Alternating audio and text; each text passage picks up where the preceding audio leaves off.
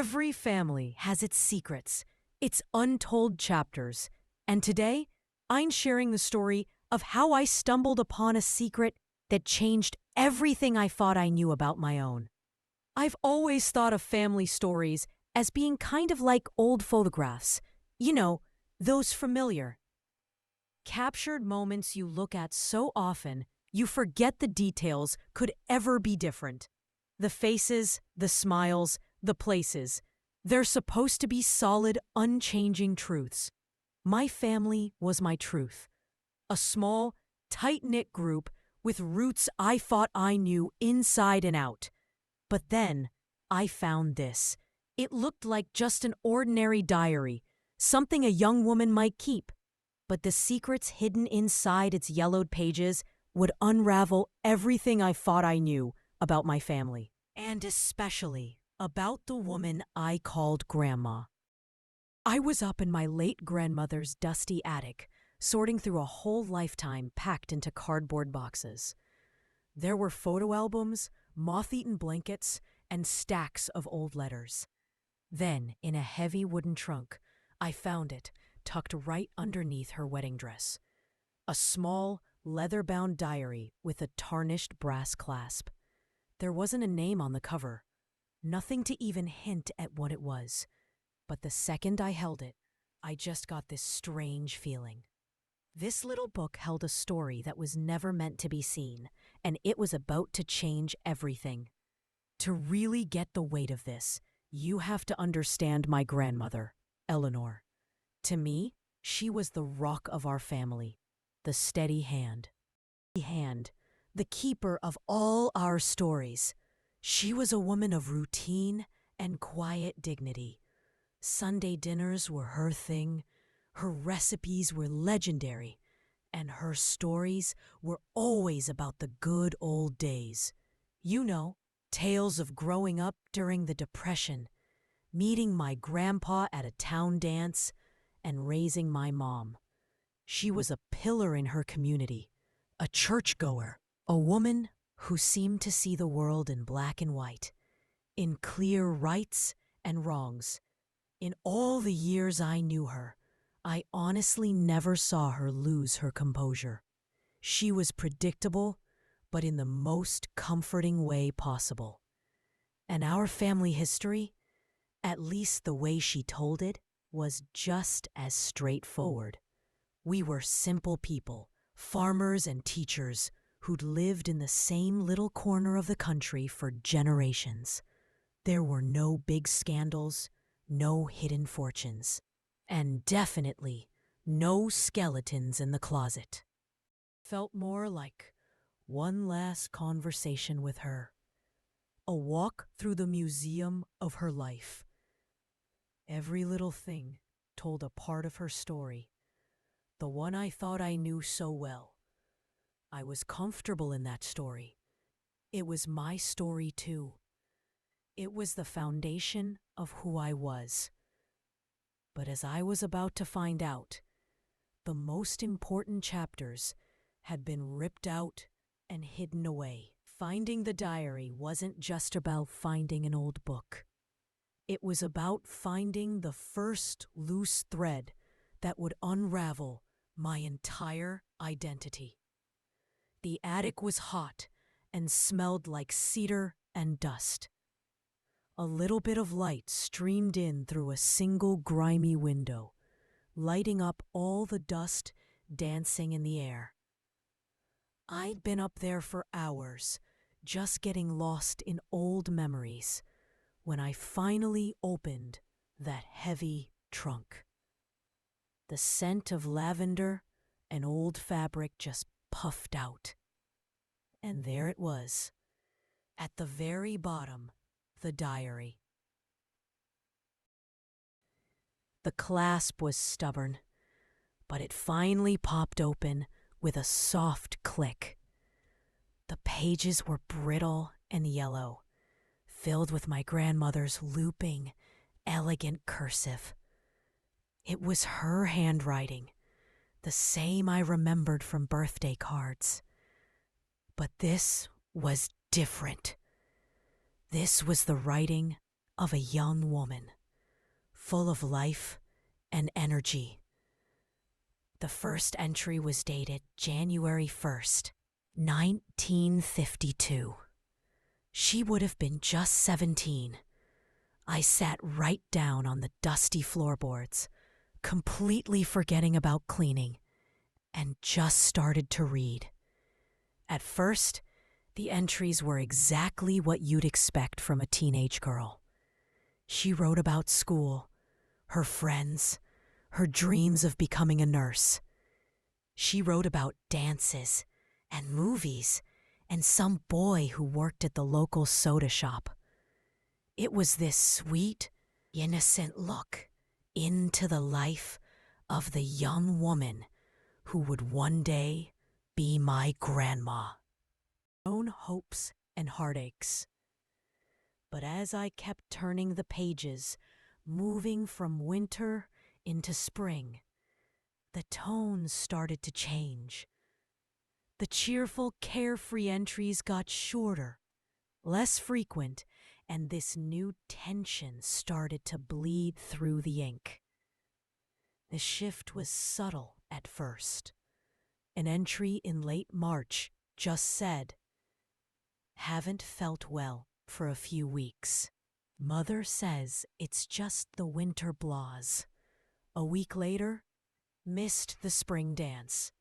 Told everyone I had the flu. The entries were so evasive, hinting at a secret she couldn't even bring herself to write down. The happy little descriptions of her day-to-day life were replaced by this creeping anxiety. I could feel my own heart start to race as I read.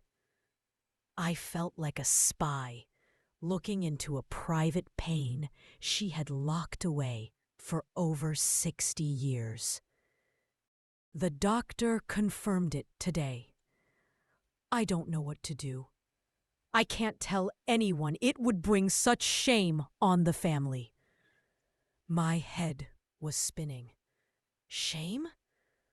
What secret could possibly be so terrible in a small town in the 1950s? I flipped through the next few pages, my hands shaking a little. She wrote about hiding her changing body, about the constant fear of someone finding out. The boy from the soda shop was mentioned again, but now his name was tied to this feeling of betrayal and heartbreak. He had left town, she wrote, chasing a job out west, and he had no idea. It was a hidden pregnancy. In the pages of this diary, my quiet, respectable grandmother was a terrified teenager, all alone and facing an impossible situation. The stigma of having a child out of wedlock back then would have been huge. Her parents, my great-grandparents, were strict and very religious. Community. I just felt this profound sadness for her, for the loneliness and terror that filled these pages. This wasn't just a family secret. It was her own personal trauma, a grief she had to get through completely by herself. The diary didn't say who, if anyone, helped her. It was a solo journey, documented in faint, sometimes tear-smudged ink. Each entry was a step closer to a conclusion I was both desperate and terrified to reach. I kept reading, flipping through the summer months, until I found the page where her story hit its heartbreaking peak. The words she'd written. Then, an entry from late September, the handwriting shaky, almost impossible to read. It's over. I have a son. He is beautiful and perfect. The nurse let me hold him for just a moment. He has my eyes. I named him Michael, a name I will only ever get to whisper to myself. Tomorrow, the agency will come. He is going to a family in the city. A good family, they tell me. They will give him everything I cannot. My heart is breaking in a way I didn't know was possible. How do you give away a piece of your own soul? I am no longer a mother, but I will never stop being one. I have to go home now and pretend this never happened. I have to pretend Michael doesn't exist. But he does. He is real, and I will love him until the day I die. Grandmother had a son, a hidden child, given up for adoption, an uncle I never knew existed. A whole branch of our family tree had been cut off and hidden away. The shock was like a punch to the gut, leaving me breathless in that silent, dusty attic. Everything I thought I knew about my family, about my grandmother's life, was a carefully built story. The quiet, predictable woman I knew had carried this enormous secret, this profound loss, for her entire life. The grief and love in that one diary entry were so real. A ghost that had been living in the walls of this house all along. My family wasn't who I thought they were, and my grandmother, Eleanor, was a stranger I was only just beginning to meet. Every single memory I had of my grandmother was now cast in a completely different light. Her quiet nature wasn't just her personality anymore. It was the silence of someone keeping a secret. Her little moments of faraway sadness, which I'd always just passed off as her being nostalgic, now felt like echoes of a hidden grief for the son she never knew. It was such a complicated kind of loss, one she could never talk about, a sorrow she had to bury deep inside. My first reaction was a mix of shock and a weird, protective anger.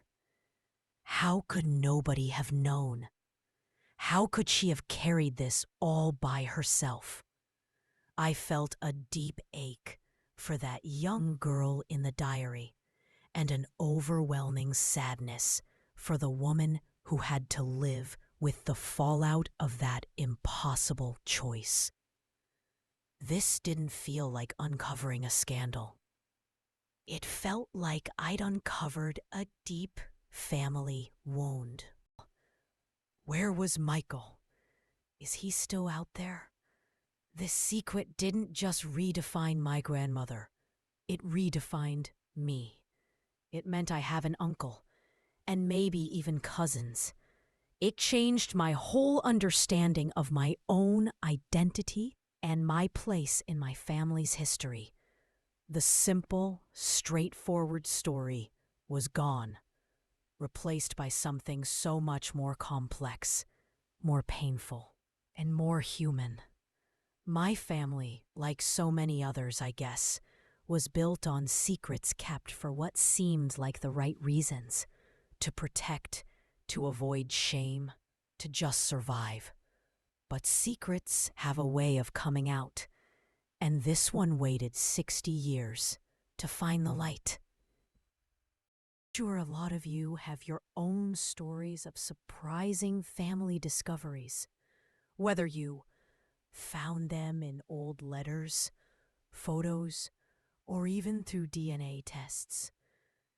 If you've ever uncovered a family secret, I would be honored if you shared your experience in the comments below. What did you find, and how did it change how you see things? And if you want to follow along as I try to figure out what to do next, please subscribe to the channel. It's been confusing and painful, but it has also been a profound gift. I now see my grandmother not as just a simple matriarch, but as a woman of incredible strength and quiet resilience. A woman who made an impossible sacrifice. Her secret doesn't make me love her any less. It makes me understand her on a much deeper level. This has taught me that families aren't perfect photographs. They're living, breathing stories with missing pages, crossed out lines, and surprise endings. My family's story didn't end with my grandmother.